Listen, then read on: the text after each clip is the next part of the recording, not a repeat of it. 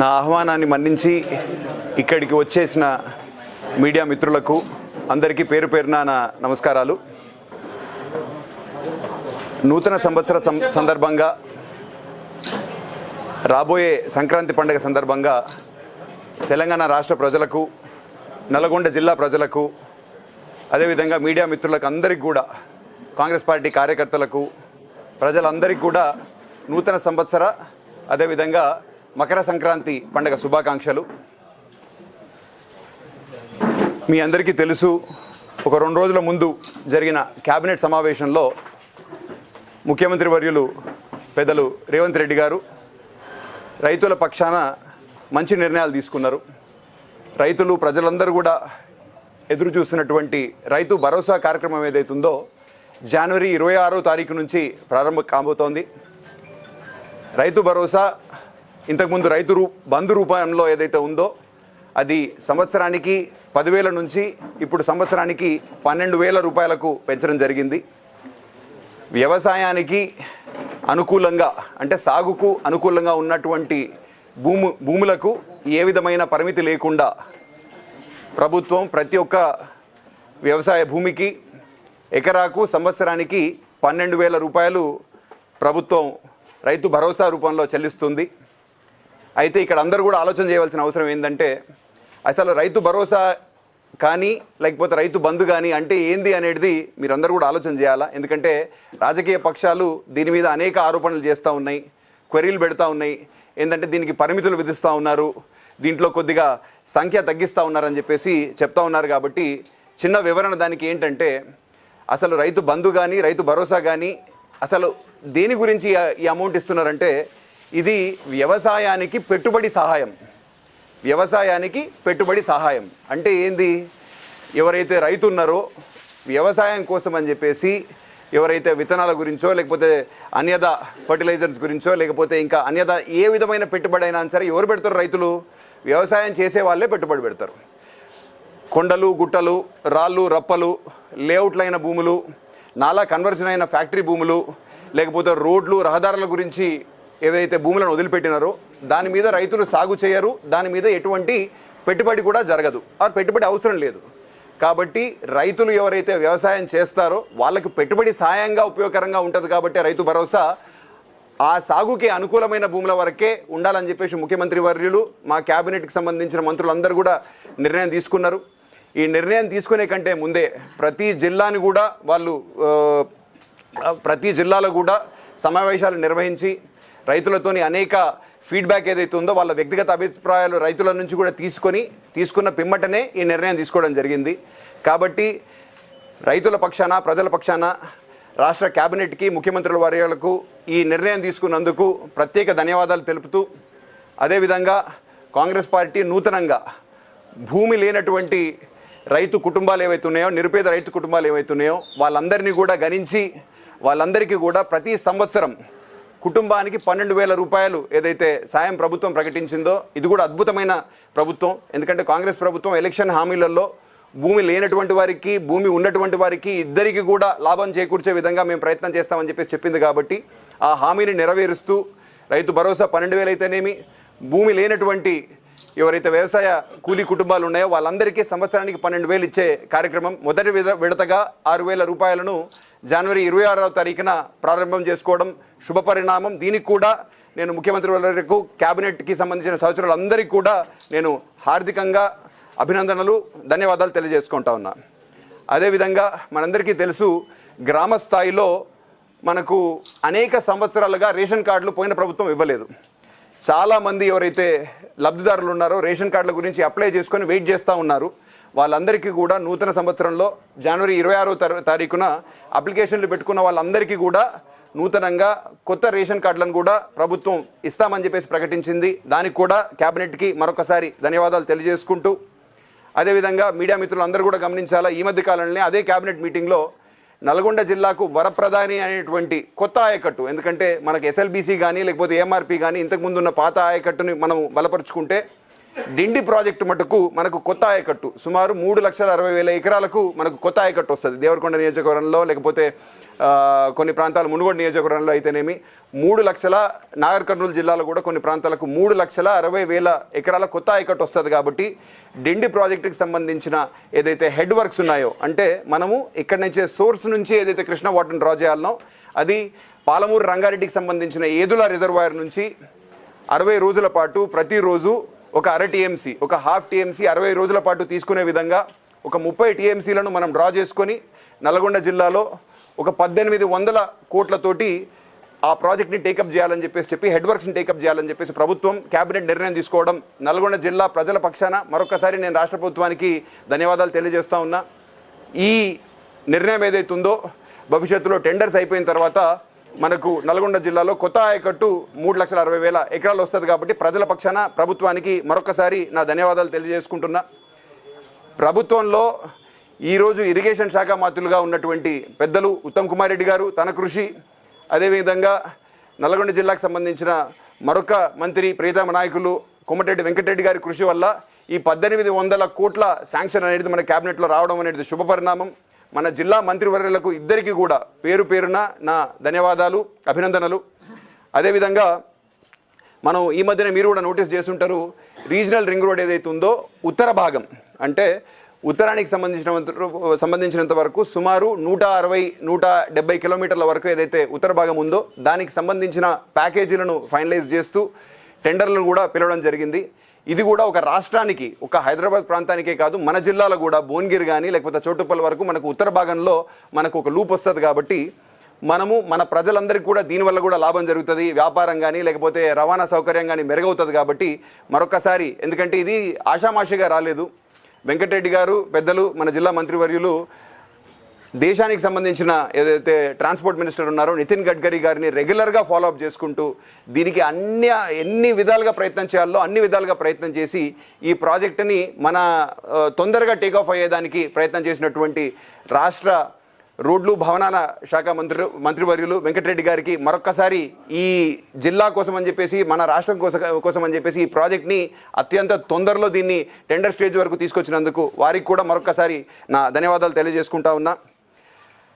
అదేవిధంగా మీ అందరికీ కూడా తెలుసు, ఈ మధ్యకాలంలో జనరలీ నిన్న జరిగిన ప్రెస్ మీట్లో కూడా బీఆర్ఎస్ పార్టీకి సంబంధించిన వర్కింగ్ ప్రెసిడెంట్ కేటీఆర్ గారు కూడా కాంగ్రెస్ పార్టీ మీద, ముఖ్యమంత్రి వర్యులు రేవంత్ రెడ్డి గారి మీద ఒక వ్యాఖ్య చేయడం జరిగింది. బీఆర్ఎస్ పార్టీకి ఫార్మర్స్ మీద ఇంట్రెస్ట్ ఉంది, కాంగ్రెస్ పార్టీకి ప్రభుత్వానికి మటుకు ఫార్ములా ఈ మీద ఇంట్రెస్ట్ ఉందని చెప్పేసి ఒక కామెంట్ చేయడం జరిగింది.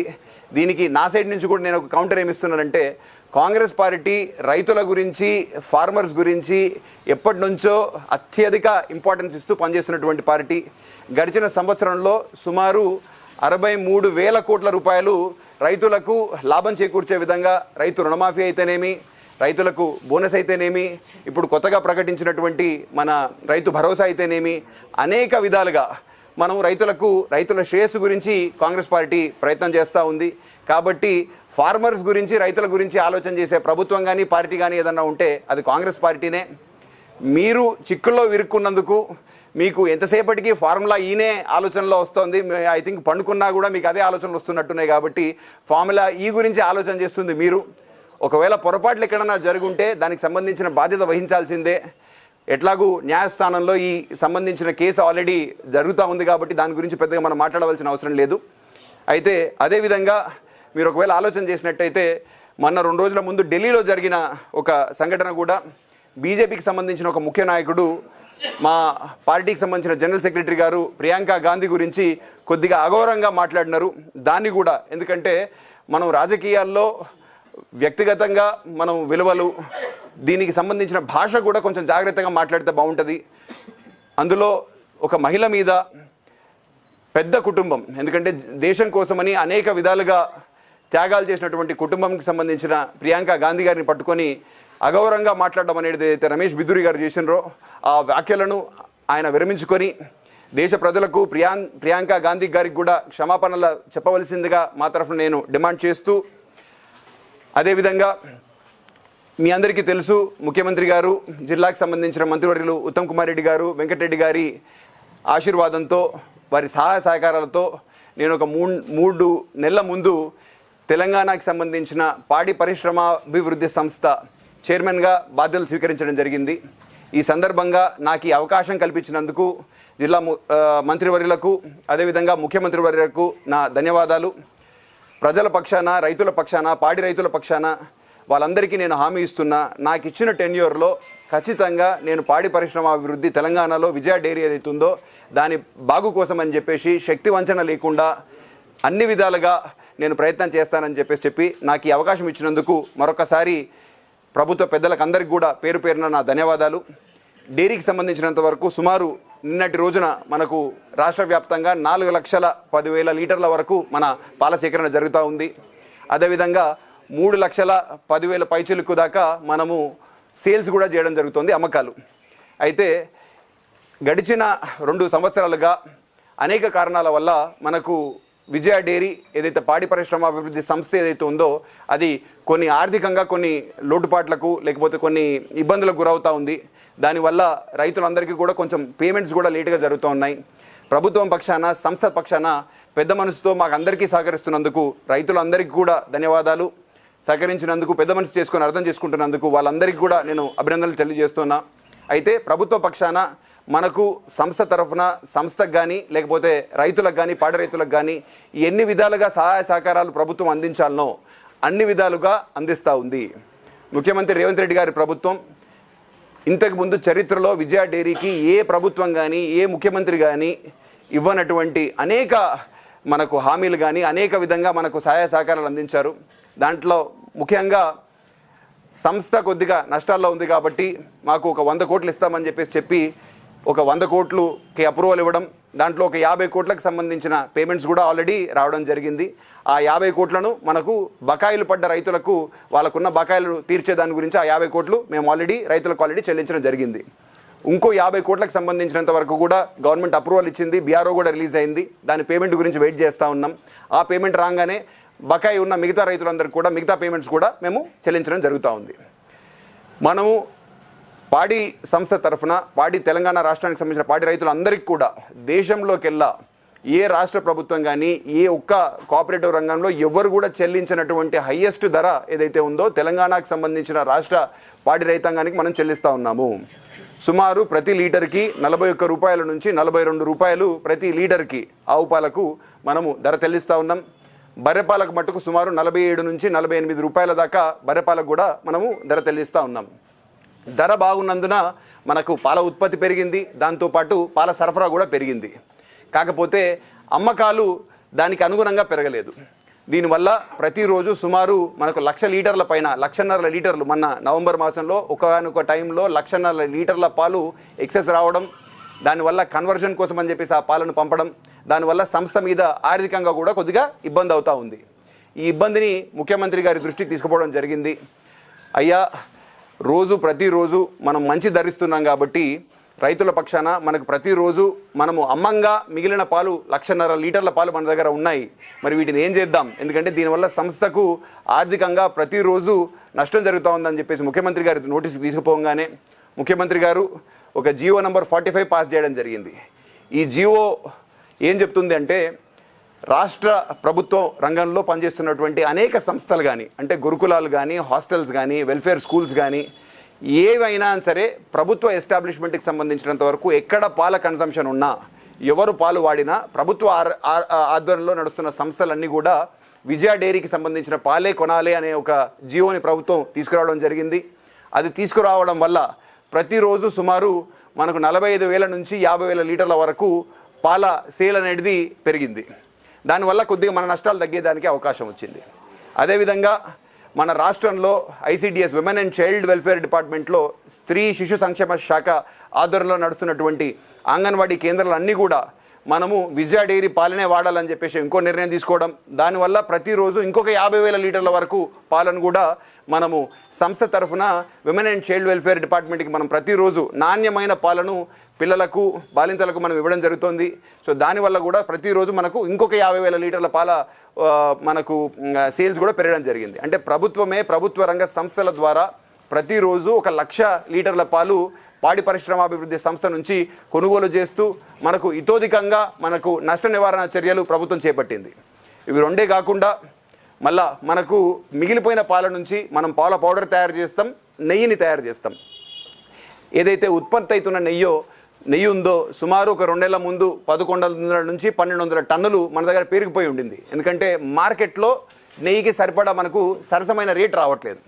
ఇదే విషయం ముఖ్యమంత్రి గారి దృష్టికి తీసుకుపోగానే రాష్ట్రంలో ఉన్న ఎండోమెంట్స్ శాఖలో ఉన్న అనేక దేవాదాయ శాఖకు అనుబంధంగా ఉన్నటువంటి అనేక టెంపుల్స్ ఉన్నాను కూడా సరే, ప్రతి ఒక్క టెంపుల్ కూడా, ప్రతి ఒక్క గుడి దేవస్థానం ఏదైతే ఉందో అన్ని దేవస్థానాలు కూడా విజయ డైరీకి సంబంధించిన నెయ్యినే వినియోగించాలనే ఒక రూల్ని కూడా ప్రభుత్వం తీసుకురావడం, దీనివల్ల కూడా మనము మన దగ్గర పేరుకుపోయి ఉన్నటువంటి నెయ్యి, ఘీ నిల్వలు ఏవైతే ఉన్నాయో ఇవన్నీ కూడా మళ్ళా దేవాదాయ శాఖ కొనడం జరుగుతూ ఉంది. దీనివల్ల మనకు ఆ విధంగా కూడా లబ్ధి చేకూరింది.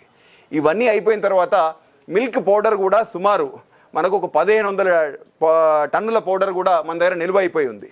ఈ 1,500 పౌడర్ కూడా మార్కెట్లో ఆక్షన్ పిలిస్తే మన ఉత్పత్తి వ్యయం కేజీకి 400 రూపాయలు అయితే 200 రూపాయలే మనకు టెండర్లో ఆక్షన్లో బయర్ వస్తూ ఉన్నాడు. సుమారు సగానికి సగం మనం నష్టపోతామని చెప్పేసి ముఖ్యమంత్రి గారు నోటీస్ తీసుకురాగానే అది కూడా మనము శిశు సంక్షేమ శాఖ ద్వారా మనకు బాలామృతం అనే ఒక ప్రోడక్ట్ ఏదైతే ఉందో పిల్లలకు మనం ఇవ్వడం జరుగుతుంది. ఆ పిల్లలకి ఇచ్చే బాలామృతంలో పాల పొడి వినియోగం ఉంటుంది కాబట్టి అది కూడా కర్ణాటక నుంచి వాళ్ళు కొంటున్నారు. అది కూడా కర్ణాటక నుంచి ఆపేసి ఆ పాల పొడిని కూడా మన విజయ డైరీకి సంబంధించిన మిల్క్ పౌడర్నే వినియోగంలోకి తీసుకోవాలని చెప్పేసి ముఖ్యమంత్రి గారు నిర్ణయించుకున్నారు. ఆ నిర్ణయం తీసుకున్న తర్వాత దానికి సంబంధించిన వెసులుబాటు కూడా మేము దాని మీద ప్రయత్నం చేస్తూ ఉన్నాం. సో కాబట్టి రాష్ట్ర ప్రభుత్వం డైరీ రంగానికి, ఈ రాష్ట్రానికి సంబంధించిన పాడి రైతులకు ఎన్ని విధాలుగా సహకరించాలనో ఆర్థిక పరంగా కానీ, పాల ప్రొక్యూర్మెంట్ ఏదైతే ఉందో ప్రొక్యూర్మెంట్కి అనుగుణంగా పాల సేల్స్ కూడా గవర్నమెంట్ సపోర్ట్ చేస్తూ, ఘీ సేల్స్కి, నెయ్యికి సంబంధించిన సేల్స్ కూడా సపోర్ట్ చేస్తూ, పాల పౌడర్కి సంబంధించిన సేల్స్ కూడా సపోర్ట్ చేస్తున్నందుకు ఇంతలా ఇప్పటి వరకు చరిత్రలో ఏ ఒక్క రాష్ట్ర ప్రభుత్వం కూడా పాడి రంగానికి మనకు అవసరానికి మనకు ఆదుకునే ప్రయత్నం ఎవరు కూడా చేయలేదు. కాబట్టి మరొక్కసారి పాడి పరిశ్రమాభివృద్ధి సంస్థ చైర్మన్గా మన తెలంగాణ రాష్ట్రానికి సంబంధించిన రైతుల తరఫున ముఖ్యమంత్రి వర్యులకు, రాష్ట్ర ప్రభుత్వానికి, క్యాబినెట్కి సంబంధించిన మంత్రులందరికీ కూడా పేరు పేరున నా ధన్యవాదాలు, అదేవిధంగా అభినందనలు తెలియజేసుకుంటూ మరొకసారి ఇక్కడికి విచ్చేసినందుకు మీడియా మిత్రులందరికీ కూడా పేరు పేరున నూతన సంవత్సర శుభాకాంక్షలు. తెలంగాణ రాష్ట్ర ప్రజలందరికీ, నల్గొండ జిల్లా ప్రజలకు ముఖ్యంగా నూతన సంవత్సర మరియు సంక్రాంతి పండుగ మరొకసారి శుభాకాంక్షలు తెలియజేసుకుంటూ ధన్యవాదాలు. నాయకులు రేవంత్ రెడ్డి, చంద్రబాబు నాయుడు కుమ్మక్కయ్యడు, విజయ డైరీ ఊయడానికి కుట్రమంత్రుడు, అందులో భాగంగానే హెరిటేజ్ సంస్థ సామీర్పేటలో ఏర్పాటు చేయడానికి అనుమతించాడు. పనులు కూడా చక్కచక్క సాగుతూ 200 కోట్లతో చంద్రబాబు నాయుడు పనులు ప్రారంభించాడని చెప్తున్నారు. ఇక్కడ ఒక ఆలోచన ఏంటంటే, మీరందరూ కూడా ఆలోచన చేయాల్సింది ఏంటంటే, విజయ డైరీకి కూడా మనకు రావిర్యాల దగ్గర ఒక 5 లక్షల లీటర్ల ప్రతిరోజు ప్రాసెసింగ్ సామర్థ్యంతో మనకు కూడా ఒక డైరీ ఉంది. సో ఆ డైరీని కూడా ఇప్పుడు ట్రయల్ రన్స్ కంప్లీట్ అయిపోయి ఇప్పుడిప్పుడే ఫుల్ ప్రొడక్షన్కి వస్తూ ఉంది. కాబట్టి మనం కూడా అతి తొందరలో ఒక అధునాతమైన ఒక కొత్త డైరీకి అడుగుపెట్టబోతా ఉన్నాం. దాంట్లో కూడా కొన్ని లోటుపాట్లు ఉన్నాయి. ఆ లోటుపాట్లు అన్నింటినీ కూడా సరి చేసుకుంటూ ముందరికి వెళ్తూ ఉన్నాం. సరే, భారతదేశం అనేది వ్యాపార రంగంలో మనం ఒక ఫ్రీ కంట్రీ. అంటే ఈ దేశానికి సంబంధించినంత వరకు ఎవరైనా ఎక్కడైనా పోయి వ్యాపారం చేసుకునేదానికి అనుకూలమైన వాతావరణం మన కాన్స్టిట్యూషన్ కానీ, మన సంవిధానం కానీ, లేకపోతే మన ప్రభుత్వం కానీ కల్పించింది. కాబట్టి మనం పోయి ఆంధ్రలో వ్యాపారం చేసుకోవచ్చు. ఆంధ్రాకి సంబంధించిన కంపెనీలో, అది చంద్రబాబు నాయుడు గారి కంపెనీ అయినా లేకపోతే ఇంకెవరికి సంబంధించిన కంపెనీ అయినా మన రాష్ట్రానికి వచ్చి కూడా వ్యాపారం చేసుకోవచ్చు. కాబట్టి ఆ వ్యాపారానికి సంబంధించిన ఫ్రీడమ్ ప్రతి ఒక్కరికి ఎవరైనా సరే చేసుకునేదానికి ఉంది. కాబట్టి దాని గురించి మనం ప్రత్యేకంగా మనం ఏదో ఇబ్బంది పడవలసిన అవసరం లేదు. ఎందుకంటే మన రాష్ట్రానికి సంబంధించిన రైతులు మన సంస్థకు సుమారు ప్రతిరోజు 4 లక్షల లీటర్ల పైచలకు పాలు పోస్తూ ఉన్నారు. మన రైతుల తరఫున మనం ఆ పాలు కొంటా ఉన్నాం.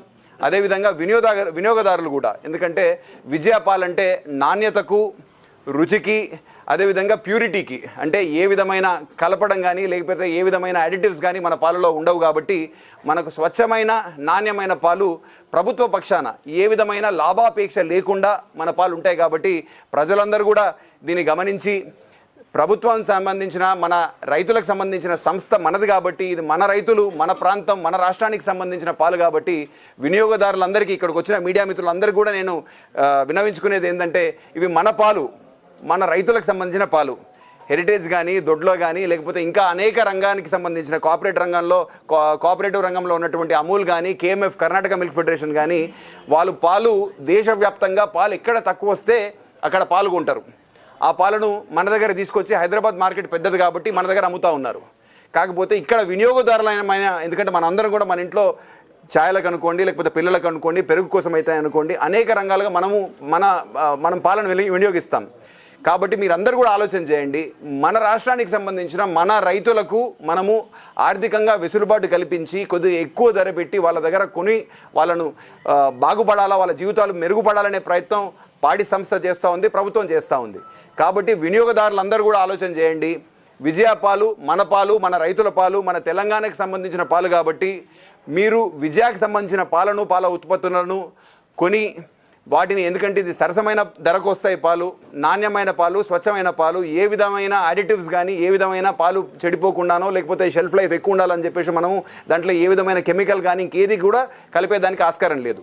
ముఖ్యంగా గమనించవలసింది ఏంటంటే మనము ఎటువంటి లాభాపేక్ష లేకుండా రైతుల కోసం అని చెప్పేసి వినియోగదారుల కోసం అని చెప్పేసి నడుస్తున్న సంస్థ మనది. వేరే ప్రైవేట్ డైరీస్ అయితే వేరేవన్నీ కూడా లాభాపేక్ష కోసం పనిచేస్తాయి. మన మటుకు ఒక క్వాలిటీ మిల్క్ రైతుల శ్రేయస్సును దృష్టిలో పెట్టుకొని కన్జ్యూమర్స్ సాటిస్ఫాక్షన్ బేస్ చేసుకొని మనం ఇస్తాం. కాబట్టి దయచేసి ప్రజలందరూ కూడా ఈ విషయాన్ని గమనించి విరివిగా విజయ డైరీకి సంబంధించిన పాల ఉత్పత్తులను మీరందరూ కూడా కన్జ్యూమ్ చేసి మీరందరూ కూడా వాడి తెలంగాణ రాష్ట్ర ప్రభుత్వానికి అదేవిధంగా తెలంగాణ రాష్ట్ర పాడి రైతాంగానికి అందరికీ కూడా సపోర్ట్ చేయవలసిందిగా మిమ్మల్ని అందరూ కూడా పేరు పేరున మరొకసారి కోరుతా ఉన్నా.